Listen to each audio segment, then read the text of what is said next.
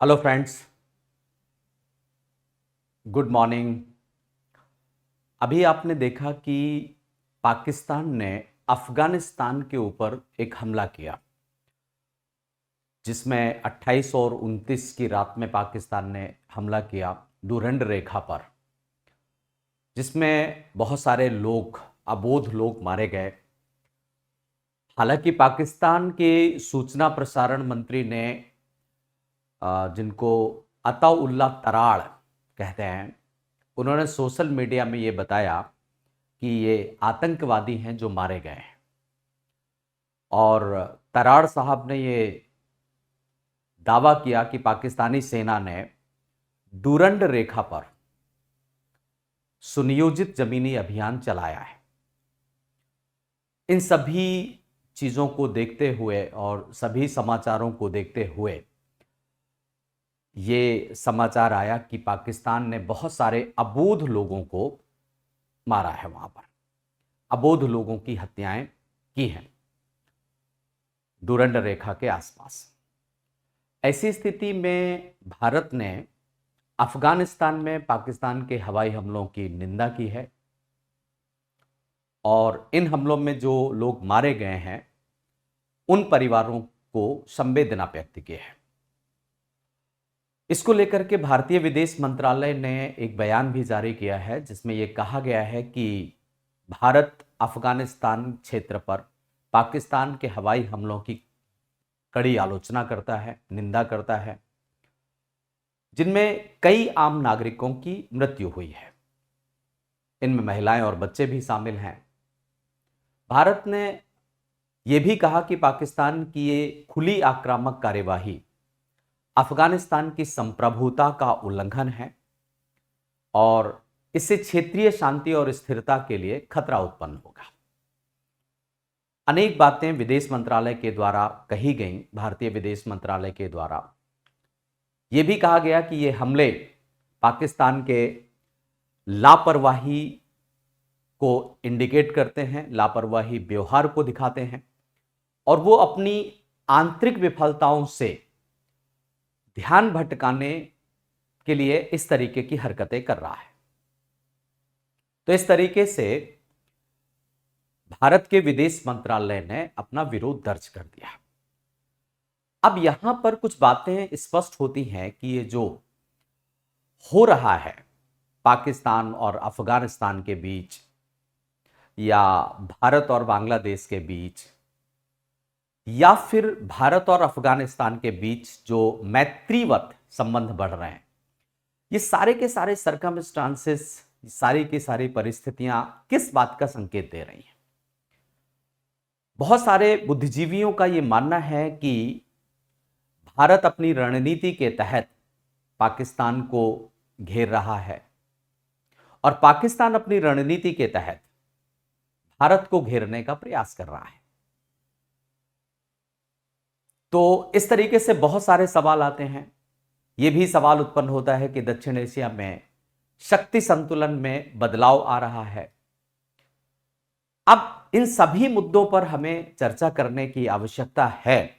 हमें यह देखना है कि किस तरीके से ये जो सर्कमस्टांसेस हुए हैं, ये इंडिया और अफगानिस्तान के बीच में किस प्रकार एक स्ट्रांग टाई बनाने का काम करेंगे। इस पर लेकर के बहुत सारे सवाल उत्पन्न हो सकते हैं, जिसमें हम सबसे पहले ये देख सकते हैं कि पाकिस्तान और अफगानिस्तान के रिश्ते आखिर क्यों बिगड़े, क्यों इस तरीके की स्थितियां उत्पन्न हुई, यह प्रश्न यहां पर है। दूसरा, हम अफगानिस्तान के प्रति भारत के द्वारा रणनीतिक परिवर्तन पर यहां चर्चा कर सकते हैं। तीसरी बात, हाल ही में अफगानिस्तान सहयोग के लिए भारत ने कौन कौन से कदम उठाए, इन पर भी हमें ध्यान रखने की आवश्यकता है। भारत अफगानिस्तान के साथ घनिष्ठता क्यों बढ़ा रहा है और विगत कुछ महीनों से, विशेष वैसे तो कुछ वर्षों से पाकिस्तान और भारत के बीच असंतोष चल रहा है, वर्ष 2013 से ही। लेकिन ये एक तरीके से कभी तनाव बढ़ता है, कभी कम होता है, लेकिन तनाव रहता है। तो भारत अफगानिस्तान के साथ अपनी नजदीकियां क्यों बढ़ा रहा है, इसके क्या क्या सरकमस्टांसेस हैं, इस पर भी हमें चर्चा करने की आवश्यकता है। और यह भी देखने की जरूरत है कि अफगानिस्तान में भारत के समक्ष चुनौतियां क्या हैं। तो ये सारे मुद्दों पर विचार करने की आवश्यकता आज है। एक एक करके हम विचार करते हैं और सबसे पहले आइए हम देखते हैं कि पाकिस्तान और अफगानिस्तान के बीच रिश्ते क्यों बिगड़े। जबकि आप देख रहे थे कि जिस अफगानिस्तान में कभी पाकिस्तान की सबसे अधिक पकड़ मानी जाती थी, आज वही पाकिस्तान अफगानिस्तान के लिए एक बड़ी चुनौती बनता चला जा रहा है। आप ये भी देख रहे थे कि घनिष्ठता के कारण जब 2021 में तालिबान पुनः सत्तासीन हुआ तो पाकिस्तान ने भारत के विरोध में तालिबान को किस तरीके से समर्थन दिया। अगस्त 2021 की वो बात है। यहां तक कि पाकिस्तान ने अफगानिस्तान तालिबान के साथ मिलकर के भारत के निवेश को भी नुकसान पहुंचाने का प्रयास किया।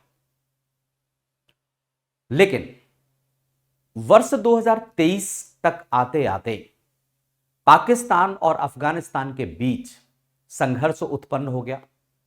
सीमा पर लगातार संघर्ष, आतंकवाद के आरोप, शरणार्थियों की समस्या और दोनों देशों के बीच में एक पर्याप्त मात्रा में अविश्वास बढ़ने लगा।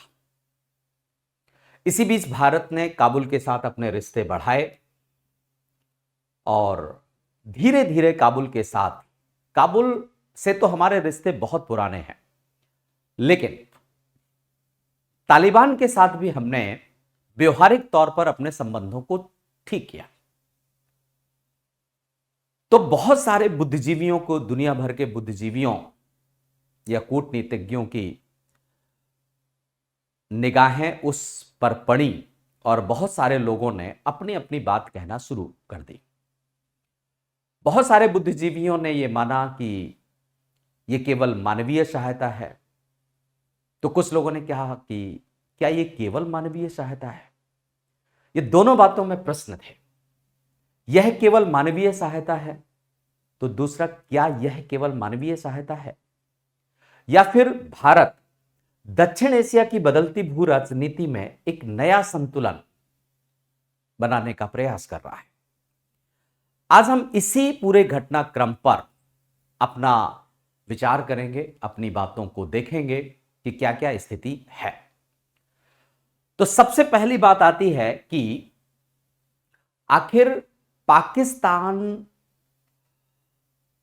और अफगानिस्तान के बीच दूरियां क्यों बढ़ी, इसके पीछे क्या क्या कारण रहे, क्यों इस तरीके की स्थितियां आई कि पाकिस्तान और अफगानिस्तान के बीच दूरियां बढ़ने लगी। इसमें कई कारण देखे जा सकते हैं, जिसमें सबसे पहला कारण देखने को मिलता है टीटीपी।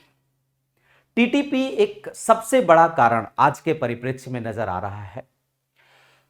पाकिस्तान का यह आरोप है कि तहरीके तालिबान पाकिस्तान, जिसको टीटीपी कहा जाता है, वो अफगानिस्तान सीमा के अंदर सुरक्षित ठिकाने प्राप्त कर पा रहा है और उन सुरक्षित ठिकानों से बैठ करके वो पाकिस्तान में लगातार आतंकी हमले कर रहा है। ऐसा आरोप पाकिस्तान का है।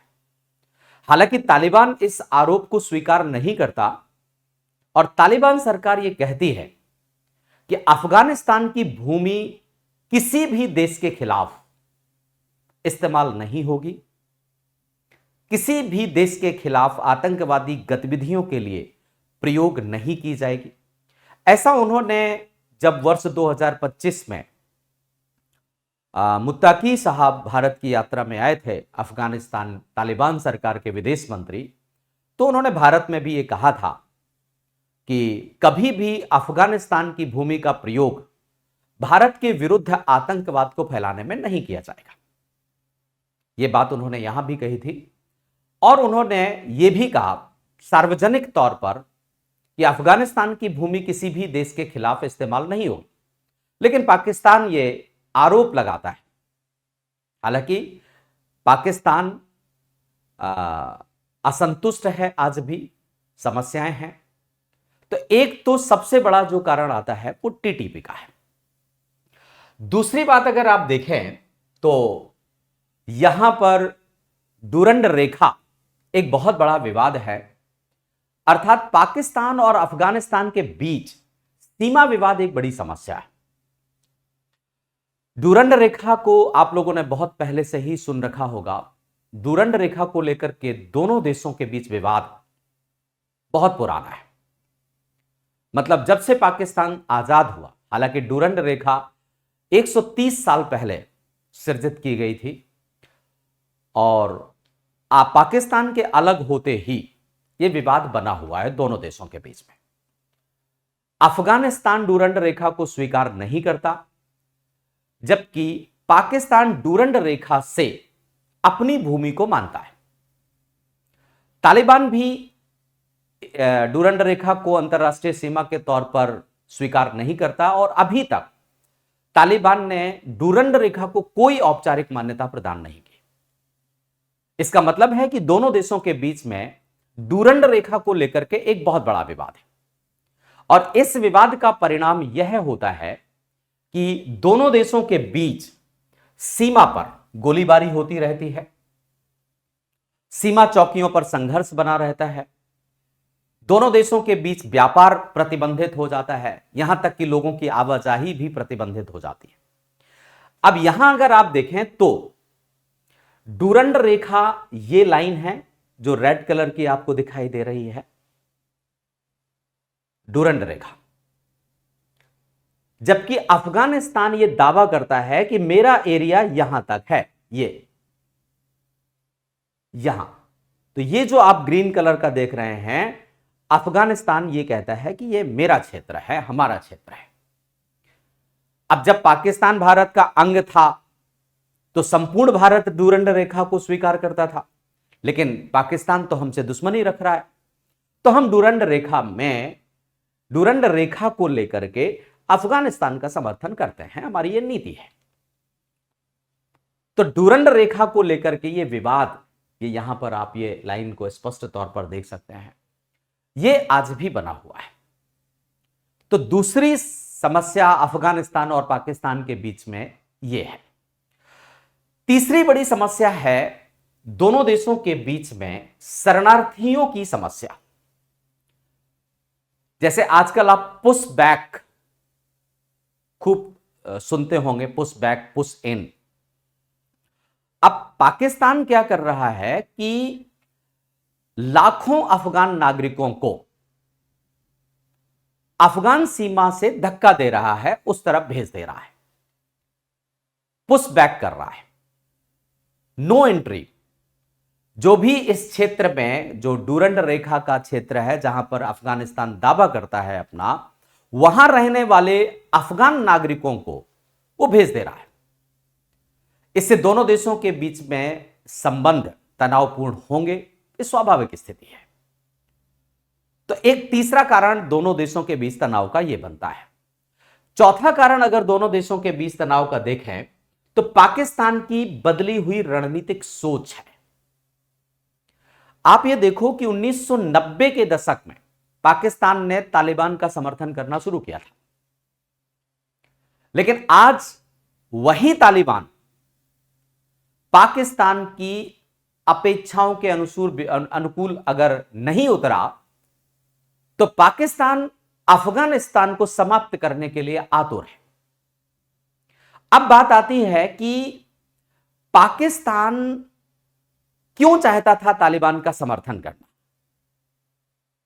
क्यों पाकिस्तान तालिबान के लिए हमेशा आतुर रहता था और तालिबान को भारत के विरोध में करने की कोशिश करता था। उसका एक बड़ा कारण था पाकिस्तान की स्ट्रेटेजिक डेप्थ पॉलिसी। पाकिस्तान की स्ट्रेटेजिक डेप्थ पॉलिसी मतलब अगर भारत यहां से पाकिस्तान के ऊपर हमला करता है तो पाकिस्तान को पीछे हटने की जगह मिल जाएगी, अफगानिस्तान की तरफ पाकिस्तान जा सकता है।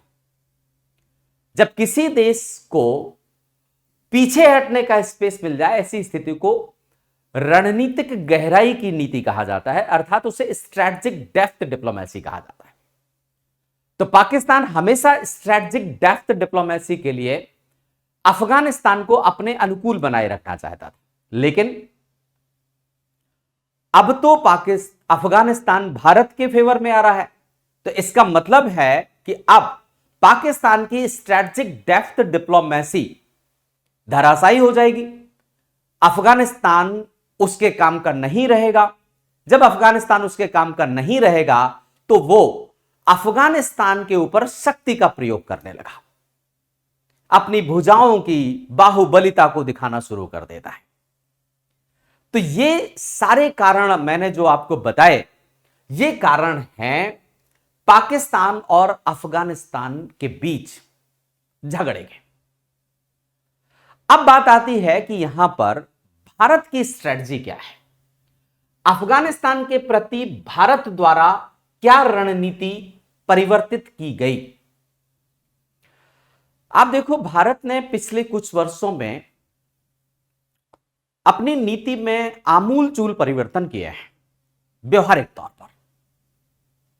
जैसे पहले भारत केवल लोकतांत्रिक अफगानिस्तान सरकार को पसंद करता था, केवल लोकतांत्रिक अफगानिस्तान सरकार को हमेशा से, यहां तक कि अगर आप 1996 की बात देखें, जब 96 में तालिबान का प्रभाव अफगानिस्तान में बढ़ा तो हमने डिप्लोमेटिक रिलेशन भी तालिबान के साथ नहीं रखे।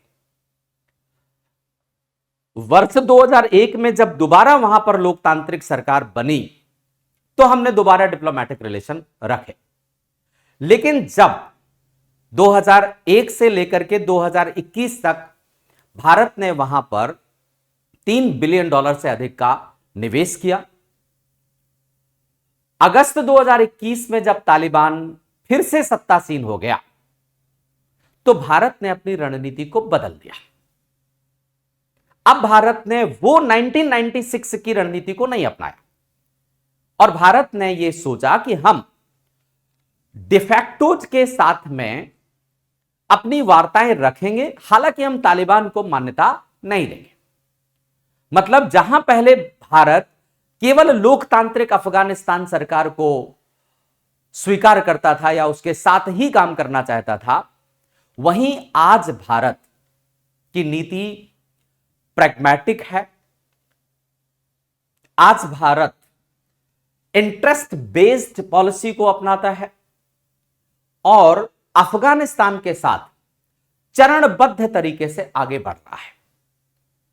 तो यह हमारी एक नीति यहां पर आई।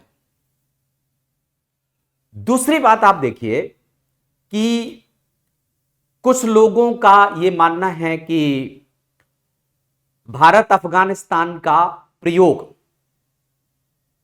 पाकिस्तान के विरुद्ध करना चाहता है। यह उनका मानना मेरे नजरिए से गलत है, क्योंकि आजकल भारत किसी का प्रयोग करने के बारे में नहीं सोचता और पाकिस्तान के विरोध में हमें अफगानिस्तान का प्रयोग करने की क्या आवश्यकता है। हम सीधे ही पाकिस्तान से निपट लेंगे। हमें किसी और का प्रयोग करने, और वो भी एक छोटे से देश का प्रयोग करने की क्या जरूरत है। तो जिन लोगों का यह सोचना है कि भारत अफगानिस्तान का प्रयोग पाकिस्तान के विरुद्ध करना चाहता है, ऐसा बिल्कुल नहीं है। हालांकि मैं तो उनके इस नजरिए से अलग। मेरा मानना है कि भारत की नीति आज एंटी पाकिस्तान पॉलिसी की बजाय प्रो इंडिया स्ट्रेटेजिक पॉलिसी है। Not anti Pakistan policy, but we are pro India strategic policy.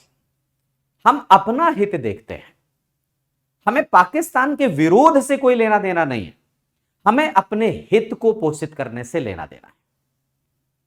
मतलब हमारा जो उद्देश्य है वो ये है कि किस तरीके से हम अफगानिस्तान को स्थिर करें। हमारा उद्देश्य है कि किस तरीके से इस क्षेत्र को आतंकवाद से मुक्त बनाया जाए। आतंकवाद को सीमित करना हमारा लक्ष्य है। हमारा लक्ष्य है कि किस तरीके से हम सेंट्रल एशिया तक अपने संपर्क को बढ़ाएं, मध्य एशिया तक हमें पहुंचने के लिए काम करना है, और किस तरीके से हम एक क्षेत्रीय संतुलन को बनाए रखने में कामयाब हो सके। तो हम ये चाहते हैं, हम कोई एंटी पाकिस्तान पॉलिसी नहीं चाहते। हां, एक बात जरूर है कि यदि पाकिस्तान और अफगानिस्तान के संबंधों में तनाव बना रहता है तो इसका रणनीतिक लाभ भारत को अप्रत्यक्ष रूप से मिलता है, इसमें कोई दो राय नहीं है। तो कई बार ऐसा होता है कि इत्तफाकन लाभ मिल जाता है। तो अगर पाकिस्तान अफगानिस्तान के ऊपर दबाव बनाएगा, सैन्य प्रयोग बनाएगा, तो स्वभावतः अफगानिस्तान का भारत के प्रति लगाव बढ़ेगा और उस लगाव से भारत को लाभ प्राप्त होगा। लेकिन भारत की आधिकारिक नीति पाकिस्तान का विरोध करने की बिल्कुल नहीं है। भारत की आधिकारिक नीति का केंद्र तो अपने दीर्घकालिक राष्ट्रीय हित, क्षेत्रीय स्थिरता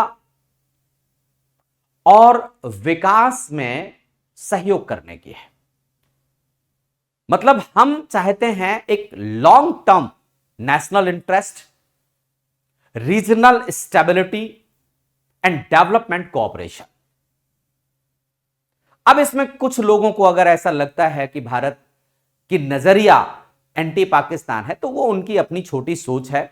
हम इस तरीके से बातें नहीं करते और ना ही मैंने अपने विदेश नीति निर्माताओं के नजरिए में इस बात को देखा है कभी। तो आप ये देखिए कि ये स्थितियां रही। अब एक अलग प्रश्न पर हम चर्चा करें कि हाल ही में अफगानिस्तान सहयोग के लिए भारत ने क्या क्या काम किया है, कौन कौन सी रणनीतियां भारत ने अफगानिस्तान के साथ सहयोग बढ़ाने के लिए की। कई पार्ट में आप इन रणनीतियों को देख सकते हैं। जैसे हम मुख्यतः अगर छोटे से रूप में देखें तो हमने 3 दृष्टिकोणों को ध्यान में रख करके काम किया है। हमारा उद्देश्य मानवीय सहायता है, हम व्यवहारिक तौर पर राजनयिक संपर्क बढ़ा रहे हैं और अफगानिस्तान में विकासात्मक परियोजनाओं को संचालित कर रहे हैं। जैसे आप देखो कि भारत लगातार खाद्यान्न, दवाइयां, वैक्सीन, राहत सामग्री अफगानिस्तान को भेजता रहा है। उन दिनों में भी जब पाकिस्तान तालिबान के साथ मिलकर के भारत के विरोध में षड्यंत्र कर रहा था, तब भी हमने राहत सामग्री भेजी और वो राहत सामग्री अफगानिस्तान की आम जनता के बीच भारत की सकारात्मक छवि बनाने में कामयाब हुई। सितंबर 2025 में आप देख लीजिए, जब काबुल के पूर्वी क्षेत्रों में विनाशकारी भूकंप आया, लगभग 6 रिक्टर पैमाने का भूकंप आया, तो भारत ने तुरंत बाद लगभग 1000 परिवारों के लिए टेंट, 15 टन खाद्य सामग्री और 21 टन से ज्यादा हमने राहत सामग्री तुरंत पहुंचाई। इसके बाद जो वहां पर क्षति हुई थी उसकी रेस्क्यू चुनौतियों से निजात पाने के लिए भारत ने काम किया। इसके बाद वहां पर सड़क, हवाई मार्ग, दोनों तरीके से हमने सहयोग उनको किया। भारत की ये जो प्रतिक्रिया रहती है, भारत का ये जो रिस्पॉन्स रहता है, ये स्पष्ट करता है कि भारत और अफगानिस्तान की मित्रता आज की मित्रता नहीं है, ऐतिहासिक है, स्वाभाविक है और हम यही चाहते हैं। तो ये मानवीय सहायता के दृष्टिकोण से हमने बहुत सारे काम किए।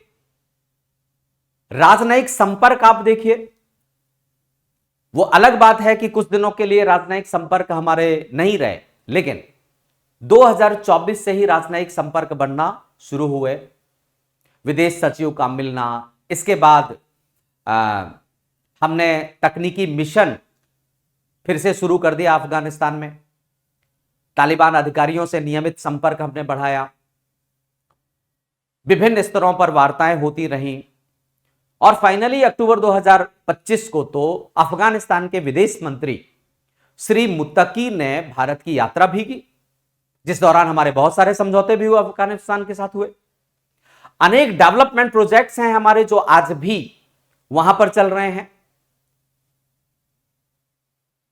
जिनमें बहुत पहले से ही हमने 2001 से ही विकासात्मक परियोजनाओं को संचालित करना शुरू कर दिया था, जिसमें आप ये जो प्रोजेक्ट देख रहे हैं ये सलमा बांध परियोजना है। इसके बाद हमने संसद भवन का भी निर्माण वहां पर करवाया।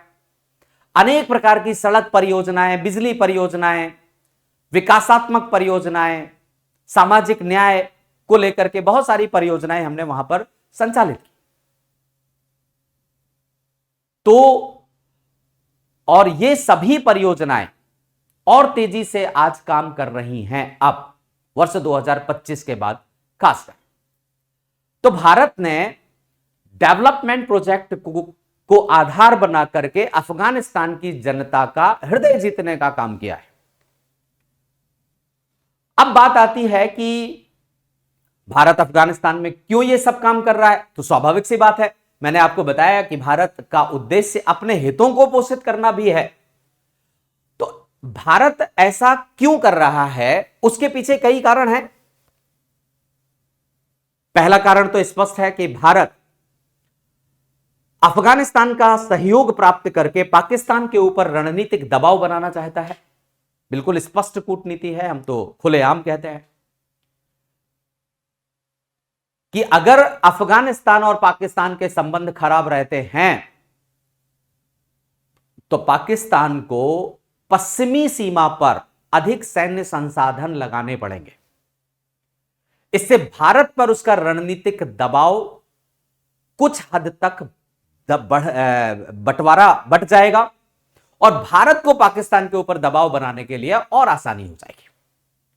तो पाकिस्तान पर एक तो हम दबाव बनाएंगे कि उसकी जो स्ट्रैटेजिक डेप्थ डिप्लोमेसी है वो काम ना कर पाए। दूसरा, हम पश्चिम की तरफ से पूरब की तरफ से पाकिस्तान की सीमाओं पर दबाव बनाएंगे तो अफगानिस्तान पश्चिम की सीमाओं से दबाव बनाएगा। ये फायदा तो हमें होगा ही होगा। दूसरी बात है कि हम मध्य एशिया तक अपना संपर्क बढ़ाना चाहते हैं। अफगानिस्तान के माध्यम से मध्य एशिया तक अपनी पहुंच को बढ़ा लेंगे। भारत की यह सबसे बड़ी समस्या है और उस समस्या का कारण भी पाकिस्तान ही है। पाकिस्तान हमें कोई भूमि मार्ग मध्य एशिया तक पहुंचने के लिए नहीं देता।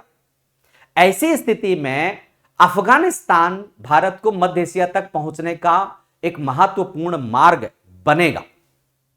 आज भले ही हमें ईरान के सहयोग से चाबहार बंदरगाह का प्रयोग करके अफगानिस्तान होकर के मध्य एशिया तक पहुंचने का रास्ता मिलता है, लेकिन भविष्य में मैं आपको यह बताऊं कि हम ये क्षेत्र जिस पर अवैध तरीके से पाकिस्तान ने कब्जा किया हुआ है, गिलगित बल्तिस्तान का यह क्षेत्र बाखान कॉरिडोर से मिलेगा और पाकिस्तान की ये नोक को हम सीमा सीधा करके यहां से सीधे काबुल पहुंचेंगे।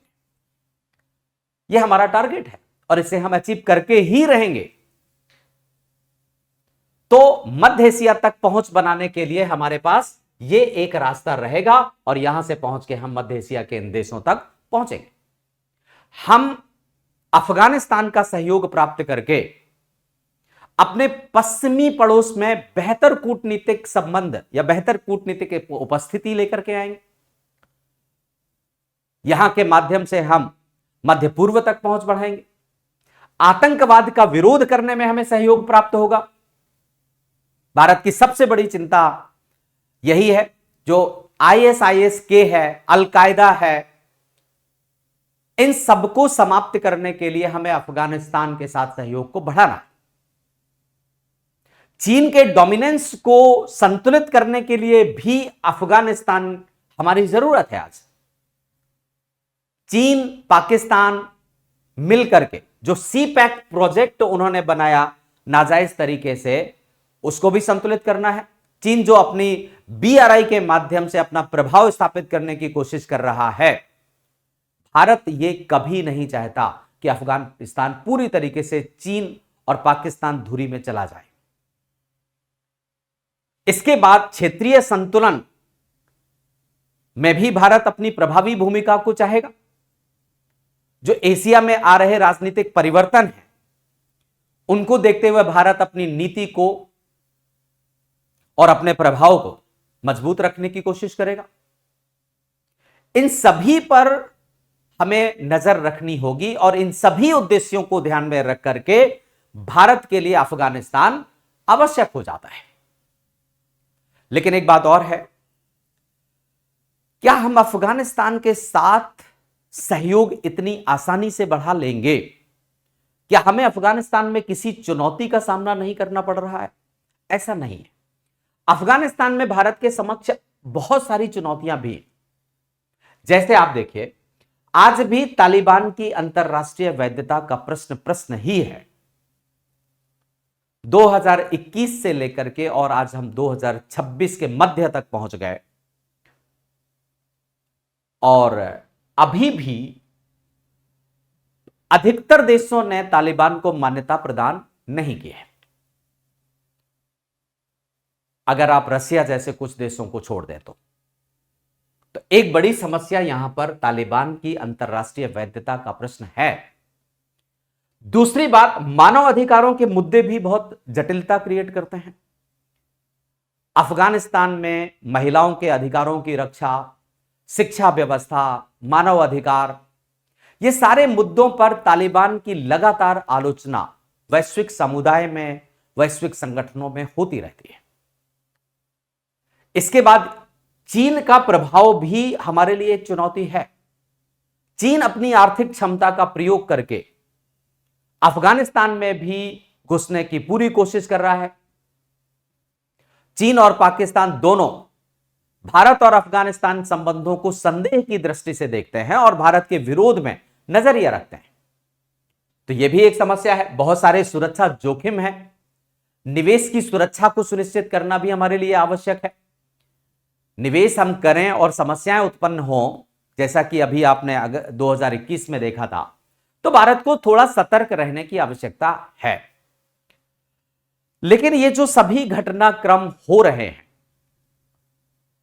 पाकिस्तान और अफगानिस्तान की दूरियां, भारत और बांग्लादेश के बीच दूरियों का बढ़ना, इससे पहले मालदीव का भारत से दूरियां बनाना और फिर नजदीकियां बढ़ाना, ये सब जो कुछ चल रहा है, यह स्पष्ट करता है कि दक्षिण एशिया की राजनीति तेजी से बदल रही है।